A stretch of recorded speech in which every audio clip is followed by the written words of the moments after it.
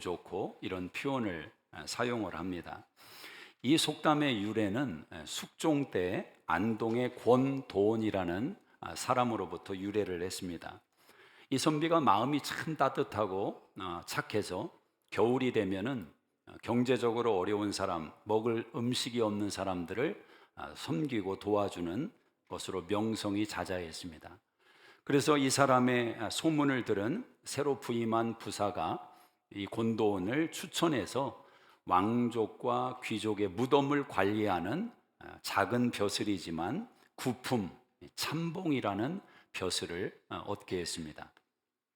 한 번은 아주 허름한 옷을 입은 청년이 잡혀오게 되었습니다. 이유는 이 왕궁 안에 왕족 그 무덤, 귀족 무덤 안에 나무를 구하려다가 그만 잡혀오게 된 것입니다. 용서를 구하고 자기 잘못을 뉘우치는 것을 보고 안타까워서 그 사연을 들어보니까 너무 안타까운 겁니다. 35살 먹은 노처녀 누나가 있고 70살 되신 노모가 있는 이 청년이 너무 안쓰러워서 밥을 지어서 주었더니 이 청년이 밥은 먹지 않고 국만 또 김치만 먹고 밥은 싸서 노모를 갖다 드리겠다 그렇게 하는 것입니다. 참 기특한 청년이었습니다. 근데 얼마 지나지 않아서 이 청년이 또 잡혀오게 된 겁니다. 이번에는 그 썩은 나무 삭정이라고 표현을 하더라고요. 삭정이를 그만 그 능 안으로 떨어뜨려서 또 잡혀오게 된 것입니다. 너 또 왜 잡혀왔느냐? 그렇게 권도원이 이 청년에게 물으니까 여차여차 또 이야기를 했지요. 그때 이 광경을 지켜보던 이 권도원의 고참이 그 청년을 돌려보내 봐야 소용이 없다 그렇게 이야기를 합니다. 왜냐하면 그 처지가 바뀔 것도 아니고 또 같은 문제로 또 잡혀오게 될 것인데 방법은 하나밖에 없다. 그 방법이 뭡니까? 물을 때 그 고참이 이야기를 하는 겁니다. 저 35살 먹은 노처녀 누나가 있고 70살 먹은 노모가 있는데 그 35살 먹은 노처녀와 자네가 결혼을 하면 그 노모를 자네가 보살피면 될 것이고 그러면 그 가정의 문제도 해결하고 자네도 지금 나이가 많아지고 있는데 나중에 더 나이 들어서 자네를 돌아볼 아내가 생기면 그게 피차간에 좋은 게 아닌가. 그래서 이 권도원이라는 사람이 이 젊은 청년을 설득을 해서 청년이 또 누나와 부모를 설득을 해서 결혼을 하게 되었다라는 것입니다. 그래서 이제 누이 좋고 매부 좋고 이런 말이 나오게 된 것입니다. 이 이야기를 생각하면서 저는 한번 이런 대입을 시켜봤습니다. 하나님도 좋고 나도 좋고 이게 가능할까? 하나님도 좋고 우리도 좋고 여러분 어떻게 생각하십니까? 아이 목사님 좀 그건 경망스럽지 않습니까? 하나님과 딜을 하는 것도 아니고 하나님 좋고 나도 좋고 그건 좀 그렇습니다. 이런 반응을 보일 수도 있습니다. 가만히 보면 신앙생활이 양극단으로 치우칠 때가 의외로 많습니다. 한쪽 부류의 사람들은 하나님만을 위해서 산다 그런 신앙관을 갖는 것이죠. 우리가 이 땅에서 행복하고 기뻐한다는 것은 그건 말이 안 된다. 어떻게 하나님과 우리 사이에 딜을 할 수가 있느냐? 우리는 하나님만을 위해서 사는 것이고 하나님만을 위해서 고난받기로 자청해야 되는 것이고 그게 우리의 운명이다. 그렇게 신앙을 바라보는 것입니다. 굉장히 믿음이 있어 보이는 견해이지요. 또 그와 정반대의 생각이 있을 수 있습니다. 하나님을 요술램프의 요정처럼 내 필요와 내 욕망을 채우기 위해 존재하는 대상으로 여기는 거지. 하나님과의 인격적인 교제는 아예 생각하지를 않습니다. 내가 필요한 것을 의지할 수 있는 대상으로만 하나님을 상대하는 그런 또 신앙의 부류가 있을 수 있습니다. 이런 양자 사이에서 여러분은 어떤 생각을 하십니까? 성경은 어떻게 말씀을 할까? 성경은 우리에게 누이 좋고 매부 좋고라는 개념을 가르쳐 주고 있다라는 거죠. 고린도전서 10장 31절에 먹든지 마시든지 무엇을 하든지 하나님의 영광을 위해서 하라. 우선순위는 분명합니다. 하나님의 영광을 위해서 우리가 존재하는 것입니다. 모든 삶의 내용이 하나님의 영광을 위해 존재합니다. 근데 그렇게 하나님 영광을 위해서 살아가는 우리에게 하나님은 기쁨을 주시겠다고 약속을 하셨습니다. 그 기쁨이 천국에 가서 누리는 기쁨이 아니라 오늘 우리의 삶의 현실 속에서 경험하는, 누리는 기쁨의 주인공이 되게 하신다라는 것입니다. 오늘 본문은 우리에게 그 이야기를 하고 있는 것입니다. 여러분이 잘 아시는 포도나무의 비유 아닙니까? 포도나무에 가지가 붙어 있으면 열매를 맺나니 나를 떠나서는 너희가 아무것도 할 수 없다. 자, 어떤 나무가 열매를 맺습니까? 좋은 나무? 큰 나무? 착한 나무? 어떤 나무가 도대체 열매를 맺는가? 질문을 던질 때 우리는 이 부분을 놓치면 안 되죠. 열매를 맺는 핵심은 좋으냐 나쁘냐가 아닙니다. 크냐 적으냐가 아닙니다. 연결돼 있어야 된다. 이걸 예수님은 강조하시는 겁니다. 연결돼 있어야 열매를 맺는다. 우리가 오해하는 것 중에 하나가 이런 내용이 있습니다. 세상에서 실력 있는, 쓸모 있어 보이는 모습이 하나님의 일에도 쓸모 있을 거라고 생각을 한다는 거죠. 이런 생각에서 벗어나기가 참 어렵습니다. 세상에서 외모적으로 실력 있고 능력 있어 보입니다. 우리는 어떤 생각을 합니까? 저 사람이 교회 오면, 저 사람이 예수를 믿으면 큰 일을 할 것인데, 그렇게 생각을 자연스럽게 대입을 시키게 됩니다. 쓸모 있어 보이는 것이 하나님 나라에도 쓸모가 있다라는 생각입니다. 여러분 어떻게 생각하십니까? 성경은 우리에게 고린도전서 1장에서 이런 개념을 완전히 회파하는 이야기를 하십니다. 육체를 따라 지혜로운 자가 많지 않다. 능한 자도 많지 않고 문벌 좋은 자도 많지 않다. 없는 것은 아닙니다. 있는데 많지 않다라는 것입니다. 그럼 세상에 어떤 일이 일어나고 있느냐?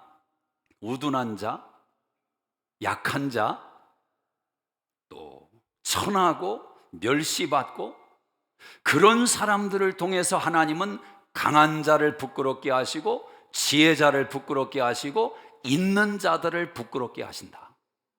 전혀 다른 이야기를 하시는 겁니다. 그런데 그 목적이 뭐냐? 거기가 중요한 것입니다. 29절에 이렇게 말씀합니다. 아무든지 자랑하지 못하게 하려 함이라. 하나님 앞에서 자랑하지 못하게 함이라. 이것이 목적입니다. 나도 자랑거리가 아니요, 당신도 자랑거리가 아니요, 오직 하나님만이 이 일을 행하셨습니다. 그 고백을 만들기를 하나님은 원하신다라는 거예요. 이런 것입니다. 하나님으로 물들여서 하나님을 빼고는 설명되지 않는 인생을 만들겠다라는 것입니다. 저는 여러분 자신에게 한번 이런 질문을 해보셨으면 좋겠습니다. 내 인생을 지금 앞에 놓고 내가 들여다볼 때 내 인생의 삶 속에서 하나님이라는 단어를 빼었을 때 내 인생은 어떻게 되는 것인가? 한번 정직하게 그 질문을 해보는 겁니다.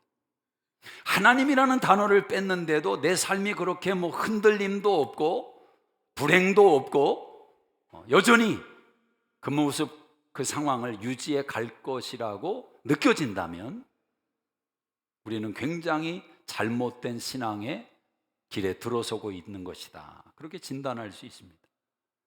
예수를 빼고도 설명이 되고 예수를 빼고도 아무 문제가 없다면 신앙의 큰 문제에 봉착을 한 것입니다.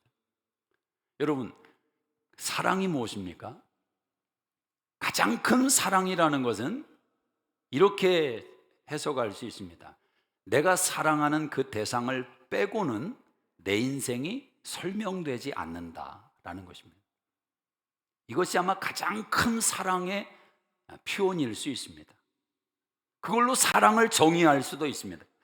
이 사람의 인생을 내게서 빼도 나는 흔들리지 않아. 그건 그 정도의 사랑인 거죠. 그러나 이 대상이 없다면 나는 없어. 아마 대부분은 부모가 자녀를 향한 사랑을 대입시킬 때 이 고백이 나올 겁니다.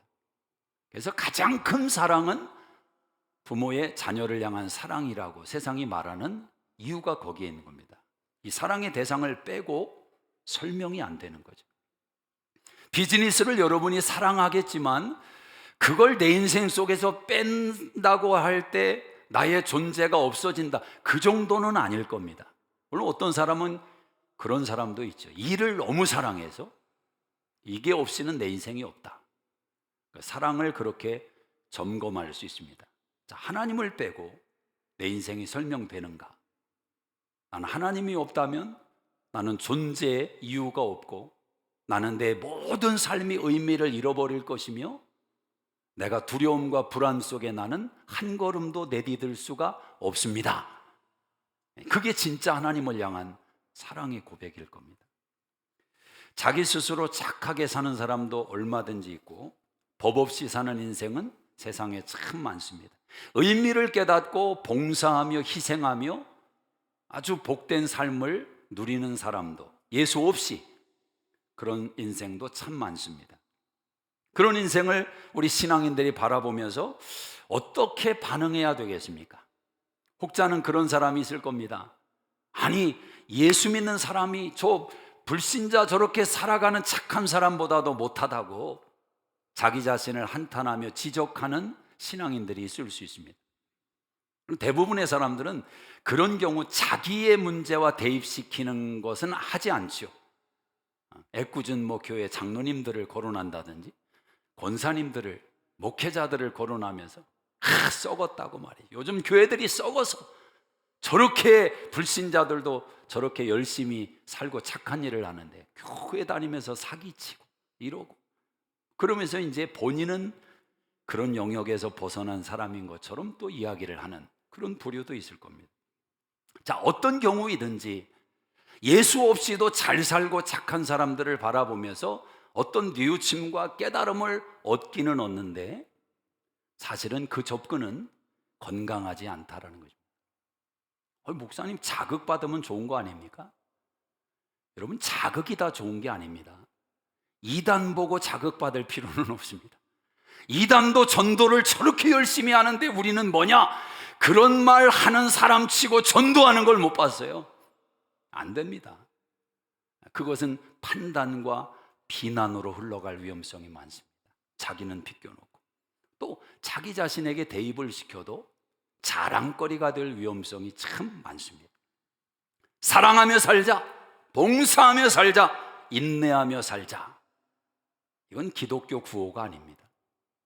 기독교 신앙은 항상 그 앞에 이 단어가 붙어 있으므로 성립이 되는 것입니다. 그 단어가 무엇입니까? 예수 안에서. 예수 안에서. 이 단어가 빠진다면 그 뒤에 형성되는 모든 의로움의 행위는 다 문제가 되는 것입니다. 자랑이 되든지 판단이 되든지 정죄가 될 것입니다. 우선 내가 사랑하고 용서하기를 위해서 노력하고 애쓰고 접근을 하겠죠. 그러나 신앙은 우리에게 계속해서 이걸 먼저 강조하는 겁니다. 예수 안에서. 이게 무슨 말이냐? 용서를 해도 내가 남편을 용서해야지, 참아야지, 인내해야지 애를 쓴단 말입니다. 그래서 용서했다고 한번 생각해 봅시다. 그 용서도 문제가 되고 용서를 못해도 문제가 됩니다. 왜 문제가 될까? 예수가 빠지기 때문에 자랑이 되고 내가 드러나는 이유로 반드시 귀결되게 됩니다. 그럼 예수님을 바라본다는 건 뭐냐? 나는 용서할 수 없는 인생이라는 마침표를 찍고 내 한계를 인정하고 예수님을 바라보는 것입니다. 주님이 나를 어떻게 사랑하시고 주님이 나를 어떻게 용서하셨는지를 생각하고 묵상할 때 갑자기 내 안에서 그분이 일으키시는 변화를 경험하는 것입니다. 느끼는 거죠. 그 힘으로 용서하고 사랑하는 것입니다. 그때는 어떻게 됩니까? 내 자랑도 없고 결과에 대해서 그분이 모든 은혜를 혜택을 취하시는 일이 된다. 이게 연결 속에서 나오는 신앙의 표현이다라는 겁니다. 우리가 예수님과 연결되어 있는 방식에 있어서 기쁨이라는 단어를 우리에게 예수님이 말씀하십니다. 자, 11절을 한번 읽어보겠습니다. 11절 시작. 내가 이것을 너희에게 이름은, 자, 거기서 끝나셔야 됩니다. 내가 너희에게 이것을 이름은, 1절부터 11절까지 포도나무의 비유를 하신 목적을 말씀하는 겁니다. 왜 내가 이야기를 했느냐? 이 비유를 너희에게 말하고 있는 이유가 뭐냐? 그 뒤에 목적이 나오죠. 내 기쁨이 너희 안에 있어 너희 기쁨을 충만하게 하려 함이라. 주님의 목적은 기쁨에 있었다라는 겁니다. 포도나무에 가지가 붙어있는 이 비유, 이 이야기를 하신 목적이 뭐냐? 주님의 기쁨이 있고 우리의 기쁨이 있다. 그런데 주님의 기쁨이 우리의 기쁨을 채워야 된다. 이 이야기를 하시는 겁니다. 자, 그런데 그 기쁨을 확인하는 도구로 무엇을 제시하고 있습니까? 하나님도 좋고 나도 좋고 누이 좋고 매부 좋고 그 방식으로 주님이 제안한 게 뭐냐? 바로 기도다라는 것입니다. 기도. 여러분 7절을 한번 읽어보겠습니다. 7절 시작. 너희가 내 안에 거하고 내 말이 너희 안에 거하면 무엇이든지 원하는 대로 구하라. 그리하면 이루리라. 너희가 열매를 많이 맺으면 내 아버지께서 영광을 받으실 것이요 너희는 내 제자가 되리라. 자, 이 생명의 기쁨을 경험하는 루트로 주님이 가르쳐 주신 것은 기도다라는 거죠. 너희가 내 안에 거하고 내 말이 너희 안에 거하면 무엇이든지 원하는 대로 구하라. 그리하면 이루리라. 그 이룬다는 게 뭐냐면 열매를 맺는다는 겁니다. 그 열매가 뭐냐? 기쁨이다라는 거예요. 기쁨. 그 기쁨의 열매를 기도 속에서 맺게 하신다라는 겁니다. 이 생명의 기쁨을 마음껏 누리는 기도의 절차가 두 가지를 이야기합니다. 어떤 기도의 절차가 있느냐? 첫째는 거해야 된다. 내 안에 거하라. 중요한 거죠.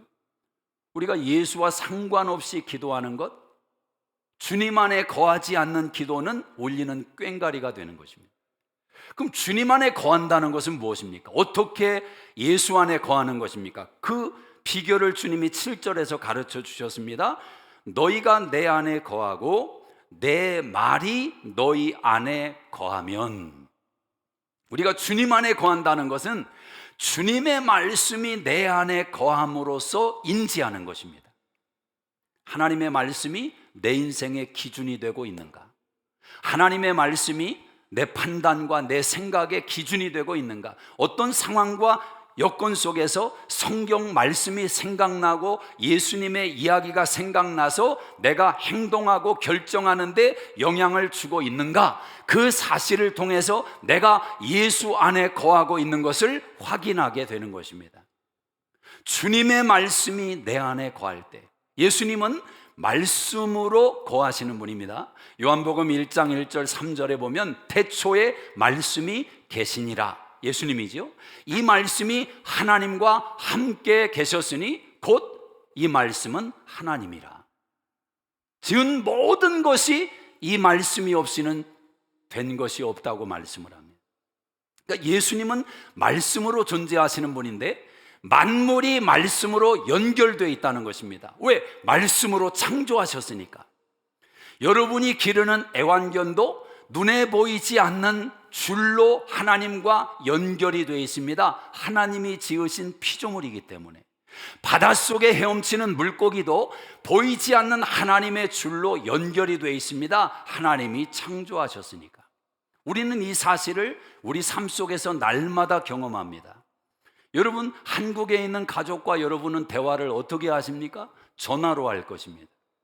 그 전화에 줄이 있습니까? 있습니다. 보이지 않는 줄이 연결되어 있습니다. 옛날에 무선이라는 단어가 나오기 전에는 다 줄로 연결을 시켜서 내 목소리를 상대방에게 전달시키는 원리였습니다. 어릴 때 여러분 종이컵에다가 줄 연결해서 대화하는 거 해보셨잖아요. 신기하죠? 목소리가 그 줄을 타고 상대방의 귀에 꽂힌단 말입니다. 근데 이 원리가 이제는 보이지 않는 줄로 발전하게 된 거죠. 우리가 말을 하면 우리의 말이 보이지 않는 줄로 위성과 연결이 돼서 그 말을 다시 상대방에게 연결시켜 준단 말입니다. 이것은 우리가 너무 잘 믿고 사용하며 인생을 살아가고 있습니다. 그런데 정작 줄로 연결되어 있는 하나님께 기도하지 않는다라는 거죠. 어찌 보면 이것이 신앙인의 가장 비극일지 모릅니다. 연결되어 있는데 연결되어 있는 혜택을 누리지 못한다. 주님 안에 거하라는 것입니다. 하나님 말씀이 내 안에 거해야 된다. 두 번째는 요청하라. 거하면 요청하라는 것입니다. 연결되어 있으면 요청을 가능케 하는 것입니다. 여러분, 길거리 지나가는 아저씨에게 요청하지는 않습니다. 왜? 연결이 없으니까. 적어도 내가 요청할 수 있다는 것은 어떤 끈으로든지 연결되어 있기 때문에 요청이 가능한 것입니다. 하나님은 우리에게 요청하라고 말씀합니다. 구하라. 이번 주에 여러분, 주님에게 구한 내용이 무엇입니까?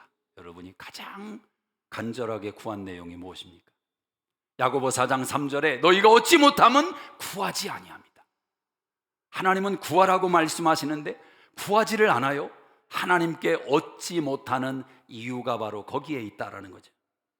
주님 안에 거하는 삶은 기도하는 삶입니다.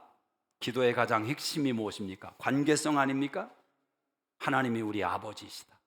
우리가 하나님의 자녀고 아버지는 좋은 것을 주신다. 우리 예수님 가르침처럼 악한 부모도 자녀에게 좋은 것으로 줄 줄 알거든 하물며 하늘에 계신 너희 아버지께서 구하는 자에게 좋은 것을 주시지 않겠느냐. 여러분이 하나님을 좋은 아버지로 생각하시기를 주의 이름으로 축복합니다. 하나님은 무서운 분이 아니에요. 좋은 아버지. 그러나 물론 위엄이 있는 아버지죠. 위엄이. 그 말에 권위가 있고 능력이 있는, 그러나 좋은 아버지요. 좋은 것을 준비해 두시는 아버지. 그래서 육신의 아버지들이 참 조심해야 될 게 뭐냐면, 내 사랑하는 자녀들에게 내 목숨보다 사랑하고 내가 뼈가 으스러지도록 일을 하면서 케어하기를 원하는 그 자녀들의 인생에 가장 좋은 것을 공급하기 위해 살아가는 아버지이지만, 그 자녀들의 인생에 가장 발목을 잡는 역할을 아버지가 할 수 있다는 거예요. 그게 뭐냐면 좋은 아버지의 인상을 못 주는 거예요. 우리 아버지는 깐깐하고 뭐 좀 하나 해달라고 하면은 영수증 들이밀고 계산서 가지고 두드리고 잔소리하고, 아주 아버지한테는 내가 요청하기를 딱 끊어버린 그런 자녀의 마음속에 하나님이라는 아버지의 상이 와닿지가 않는 겁니다. 하나님이 좋은 분이다, 하나님은 좋은 것을 준비하셨다, 잘 와닿지가 않는 거예요. 그래서 육신의 아버지가 영적인 하늘 아버지와 연결되도록 디딤돌 역할을 해야 돼요. 적어도 자녀들이 그 생각은 가져야 돼요. 우리 아빠는 내가 원하면 다 해주려는 분이다. 능력이 없어서 그렇지. 그건 자녀들이 이해한다니까요. 그 마음을 느끼면 능력은 인정을 해요. 수용을 한단 말입니다. 그 전제가 중요한 거예요.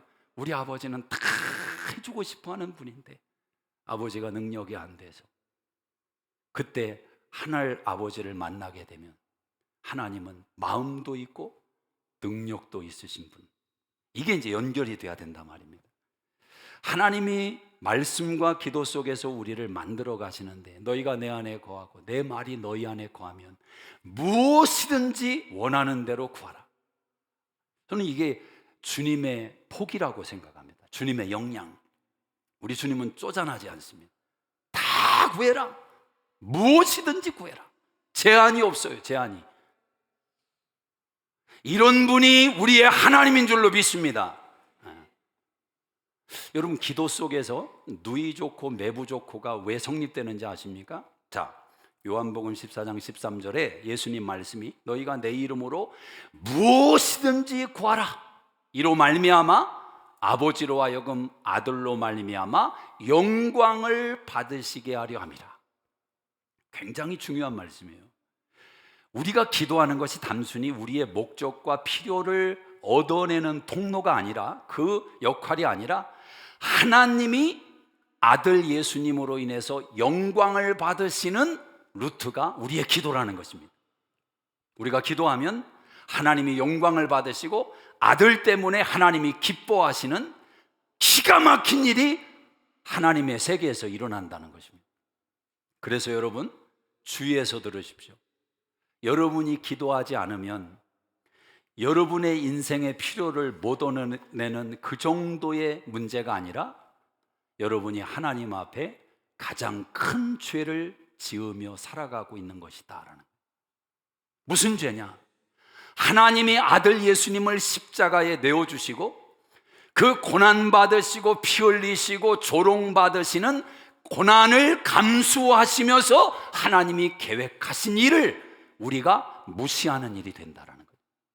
여러분, 사실 하나님이 아들 예수님을 십자가로 내몰았다는 것이 육신적으로 생각하면 조금 정신 이상의 부모가 행하는 일이 아니겠습니까? 아니, 어떻게 자기 자식을, 하나밖에 없는 자식을 내어주고 십자가에서 갈기갈기 찢기는 것을 지켜보기로 결정하는 그런 아버지가 어디에 있습니까? 만약 십자가가 거기까지만 의미가 있다면 하나님이 진짜 이상한 겁니다. 그러나 하나님의 계획은 그 고난은 잠시요, 고난 뒤에 영광을 의도하신 거죠. 예수님도 히브리서 12장 2절에 이 비밀을 아셨기 때문에 이렇게 고백합니다. 앞에 있는 즐거움을 위하여 십자가를 참으사. 예수님도 아신 거예요. 이 고난이 감당할 수 없는 고난이지만 이게 하나님의 목적이 아니라, 고난이, 이 환난이 하나님의 목적이 아니라 이걸 넘어서 영광이 있다는 것을 아셨단 말입니다. 빌립보서 2장에서 말합니다. 그 이름을 지극히 높여 모든 이름 위에 뛰어난 이름을 주사 만민으로 하여금 예수를 시인하도록 만드시는 하나님의 계획이 있었다라는 거예요. 그래서 우리가 기도할 때 누구 이름으로 기도합니까? 예수 이름으로. 그 기도 속에서 하나님은 영광을 받으시고 아들 예수님도 하나님의 영광에 동참하게 되는 거예요. 그런데 우리가 기도하지 않는다면 단순한 실수입니까? 작은 삶의 한 부분입니까? 아니에요. 기도하지 않는 것이 가장 큰 죄를 짓고 살아가는 인생의 반증인 것입니다. 요한복음 16장 24절에 지금까지는 너희가 내 이름으로 구하지 아니하였으나 구하라 그리하면 받으리니 너희 기쁨이 충만하니라. 자, 한쪽에서는 기도하면 하나님이 영광을 받으신다고 말씀하시고 또 한쪽에서는 기도하면 하나님의 기쁨이 우리에게 충만할 것이라고 말씀합니다. 기도 속에 영광이 담겨 있고 기쁨이 담겨 있다. 우리의 누이 좋고 내부 좋고. 너희가 내 안에 거하고 내 말이 너희 안에 거하면 무엇이든지 원하는 대로 구하라 그리하면 이루리라. 너희가 열매를 많이 맺을 것이요 너희 기쁨이 충만하리라. 시편 50편 15절에도 이 말씀이 있죠. 여러분 아실 겁니다. 환난 날에 부르짖으라. 내가 너를 건지리니 네가 나를 영화롭게 하리라. 자, 여기에는 우리와 하나님과의 몫이 있습니다. 우리의 몫이 뭐예요? 환난 날에 부르짖으라. 아니, 평범할 때도 기도하기 어려운데 환난 날에 어떻게 기도합니까? 환난 날에 기도해라. 하나님의 몫이 옵니다. 내가 너를 건질 것이다. 그리고 하나님은 영광을 받으시고 영화롭게 될 것이고 너는 건지움을 받는다. 하나님 좋고 우리 좋고. 기도는 이렇게 우리와 하나님 사이에 맺어지는 역동적인 관계성과 교제를 이야기해 줍니다. 기도할 때 여러분 땀이 흐르죠? 그 땀은 여러분 인생의 보석입니다. 하나님이 맺으시는 열매와 같습니다. 그 땀방울이 하나님이 우리 인생 가운데 맺으시는 기쁨의 열매들이 된다는 거죠. 내 기쁨이 너희 안에 있어 너희 기쁨을 충만하게 하리라. 여러분의 인생의 기쁨은 가물에 콩나듯이 찾아오기는 하지만 그 기쁨 가지고 인생을 살아내지 못합니다. 머리 자르면 하루가 기쁘고 옷을 사 입으면 일주일이 기쁠지 모르지만 집을 사도 1년이 기쁠지는 모르지만 인생의 모든 기쁨은 소멸된다 말입니다. 소멸된다. 한순간에 다 시들어 버립니다. 그러나 하나님이 부어주시는 기쁨 안에 거하게 되면 그 기쁨이 우리의 인생을 충만하게 채우는 줄로 믿습니다. 하나님은 행복하신 분이에요. 하나님은 행복하신 분이에요. 그래서 신명기 33장 29절에 이스라엘아 너희는 행복자로다.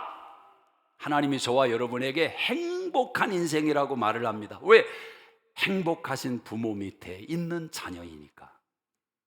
저는 우리 수종교회 모든 가정들이 행복한 가정 되기를 주의 이름으로 축복합니다. 여러분, 자녀를 위해서 줄 수 있는 최고의 선물이 뭐예요? 부모가 줄 수 있는 최고의 선물, 행복하게 살아가는 모습을 보여주는 거예요. 행복하게. 부부가 사랑하며 행복하게 살아가는 모습을 보여줄 때 그게 교육의 전부가 되는 겁니다. 아, 나도 저렇게 살고 싶다. 왜 저렇게 살까? 예수 믿어서 그런가 보다. 이게 다 연결이 그렇게 되는 거예요. 우리 아내분들, 자녀들 앞에서 절대 남편 흉보지 마시기를 바랍니다. 야, 네 아빠 매너도 없고, 너 봤지? 엄마한테 하는 거. 너는 절대 네 아빠 같은 사람 만나지 마라. 무슨 독립운동 교시 내리는 것 같아요. 근데 그런 모습을 보고 그런 말을 들은 자녀들이 그래, 나는 제대로 된 남자 만나서 행복하게 살아야지, 그럴 것 같습니까? 그렇지 않다고요. 결혼에 대해서 환멸을 느끼고 또 아빠에 대해서 또 미움이 증폭되고 그런 아빠와 사는 엄마도 싫고 이게 아주 복잡해지는 거예요. 그래서 적당히 연기도 하실 줄 알아야 되고 아이들 앞에서 행복하게 살아가는 모습, 그게 자녀를 위해서 부모가 해줄 수 있는 가장 큰 선물. 아니, 자녀를 위해서 목숨도 바친다고 하면서 그걸 왜 못합니까? 그러니까 그 말이, 인간의 그 자존심이라는 것이 얼마나 센지 아십니까? 아니, 자녀를 위해서 죽을 수 있어요. 정말 부모들이 그 정도로 다 할 수 있는데 이건 못하겠다는 거죠. 네 엄마와 내가 웃으면서 지낼 수는 없다, 이건 못하겠다는 거예요. 이게 말이 성립이 안 되잖아요. 목숨도 준다고 하면서. 제가 이번 주에 한 젊은 집사님에게 참 은혜되는 이야기를 들었어요. 일주일에 3번 가정 예배를 드린대요. 와, 저보다 낫더라고. 일주일에 3번 가정 예배를 드린대요. 그래서 제가 그 말을 하자마자 딱 물었어요. 부부싸움 안 하죠? 당연히 안 하죠. 부부싸움이 있을 리가 없죠. 있었는데 없어지는 거죠. 왜? 껄끄러우면 가정예배가 되겠어요? 아니, 불편하면서 찬송가 몇 장 이게 되겠냐고요? 그러니까 가정예배 드리는 이 하나가 여러 가지 가정의 온도를 바꾸는 거예요. 온도를. 아직 자식이 너무 어려서 그걸 느끼지를 못하겠지만 이제 느낄 때가 오겠지. 여러분, 하나님은 행복자이십니다. 그 행복이 여러분의 인생에 흘러 넘치고 있습니다. 오늘 10절 말씀에 이렇게 말씀합니다. 한번 읽어보세요. 내가 아버지의 계명을 지켜 그의 사랑 안에 거하는 것 같이 너희도 내 계명을 지키면 내 사랑 안에 거하리라. 예수님이 하나님 안에 거하는 비결로 우리에게 말씀하시는, 사실 예수님이 기도할 이유가 있습니까? 예수님이 기도할 목적이 무엇입니까? 기도의 필요가 있으신 분이에요, 예수님이. 그러나 그분은 기도의 본을 보여주셨고 제자들이 보기에도 예수님의 기도를 본받자, 예수님 기도 좀 가르쳐 주세요. 호기심과 궁금증을 야기시킨 예수님의 기도, 그분은 하나님의 말씀, 하나님의 뜻이 자기를 통하여, 기도를 통하여 나타나는 임생되기를 원했다는 거죠. 여러분, 사랑이 뭡니까? 사랑은 내 뜻만 고집하는 게 아니죠. 저 사람의 뜻이 나를 통해 나타나기를 원하는 것, 이게 사랑 아닙니까? 주님 안에 거하라. 그리고 구하라. 많은 열매를 맺을 것이다. 저는 우리 수정교회 2부 예배자 여러분들이 말씀 안에서 주님과 연결되고 주님에게 구하는 인생들이 되기를 축복합니다. 특별히 교회를 중심으로 구하시되, 신앙의 모범이고 기준이 되는 겁니다. 여러분이 집에서 기도 생활 잘 하시는 분들도 계시고 또 평소에 신앙의 수준이 되시는 분들이 있어요. 어린아이의 수준에 있는 분들도 있습니다. 그러나 모든 것을 통틀어서 여러분의 기도의 생활을 다시 한번 정립하고 쌓아나가기로 결심한다면 여러분의 신앙의 출발은 하나님의 전에서 기도를 시작해야 됩니다. 마태복음 21장 12절에 내 집은 만민이 기도하는 집이다. 예수님이 그 말씀을 왜 하셨습니까? 기도가 여러분 간단한 게 아닙니다. 하나님 나라의 위대한 사역이 이루어지는 이 기도가 하나님의 전을 통해서 시작되어 하나님의 전에서 흘러나온 물이 발목에 차고 무릎에 차고 허리에 차고 창이란 강을 이루어서 물고기가 살고 생명이 사는 생명의 역사가 일어나는 것입니다.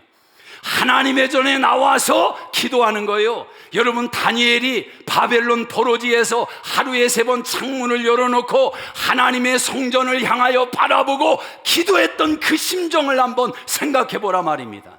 생각해 보라. 그 하나님의 전이 가까운 곳에 있었다면 다니엘 같은 사람이 어떻게 했겠어요? 하나님의 전을 향한 다니엘의 열심은 밤마다 달려가는 것이고 낮마다 달려가는 것이고 목숨의 위협이 와도 하나님의 전을 바라보며 이전에 행하던 대로 그 행습을 포기하지 않았다는 거지요. 히브리서 10장 25절에 말씀합니다. 모이기를 패하는 어떤 사람들의 습관과 같이 하지 말고 마지막 때가 가까울수록 너희는 더욱 모이게 힘쓰라. 코로나가 지나가면서 기도가 식어진다는 것은 이제 평준화된 이야기가 되고 있습니다. 사람들이 기도하지 않는 거예요. 기도가 게을러졌어요. 하나님을 구하지 않아요. 그럼 집에서 기도하겠습니까? 얼마나 기도하겠습니까? 여러분, 하나님의 전은 만민이 기도하는 집이라는 거예요. 이 말씀이 여러분이 주님 안에 거한다면 이 말씀은 주님의 말씀이니까 여러분 안에도 거해야 될 것 아닙니까? 그렇다면 여러분의 기도의 생활에 이 수정교회라는 공간은 절대로 벗어나서 여러분의 기도 생활이 존재할 수 없어요. 그게 로컬 교회를 세우신 하나님의 뜻이요 하나님의 목적이라 말입니다. 사랑하는 여러분, 하나님은 여러분을 여기서 기다리십니다. 하나님의 전에서 여러분을 기다리세요. 오라는 거예요. 오라는 것입니다. 너무 계산하지 말라는 겁니다. 합리성을 너무 따지지 말라는 거예요. 내가 교회 가려면 10분이 걸리고 돌아오면 10분, 30분이 걸리고 기도하는 시간은 얼마 안 되는데 내가 그 집에서 해야지 뭘 교회까지 가나. 그러지 말라는 겁니다. 그 마음을 하나님이 받으시겠느냐는 거죠. 계산하지 마라. 네가 몸을 한번 담고 갈지라도 오는 마음 가는 마음 내가 이미 다 받았다는 거죠. 왜 그 마음을 드릴 수는 없을까? 주님은 오늘 우리에게 구하라고 하시는데 구하지 않아요. 기도하지 않아요. 그리고 이것이 죄라는 사실도 깨닫지 못하는 신앙인들이 얼마나 많습니까? 목회자인 저도 마찬가지예요. 같이 회개하는 심정으로 여러분에게 나누는 겁니다. 하나님의 아들 예수님이 아버지의 영광을 드러내기 위해서 인간으로 오셔서 십자가의 고난을 받으시고 피 흘리시고 죽으시고 조롱받으시면서 그 고난을 이겨내셔서 우리의 기도를 가능케 하시고 우리의 그 기도를 통해서 아버지의 영광을 드러내시는 것이 예수님의 뜻이고 목적인데 우리는 그 사실을 안다고 하면서도 입을 닫아요, 눈을 닫아요. 절대로 그 영광의 자리에 하나님이 예수님이 아버지에게 영광 드리려는 그 목적 속에 나를 옮겨놓지 않아요. 이것이 죄가 아니라면 무엇이 죄입니까? 술 마시고 담배 피는 것이 죄입니까? 무엇이 죄란 말입니까? 문제는 어린 신앙인들이 그렇게 하는 것은 이해가 돼요. 아직 어리니까. 교회를 30년 다녔어요. 20년 다녔어요. 어디 가서 직분을 이야기할 수밖에 없는 위치에 있어요. 그런데 일주일을 살면서도 단 한 번도 예수의 이름으로 기도하는 내용이 내 삶에 없다면 이 죄를 어떻게 할 것입니까? 이 죄를 어떻게 할 것입니까?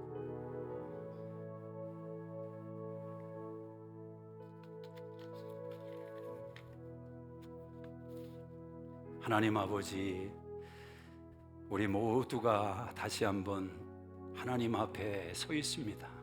하나님,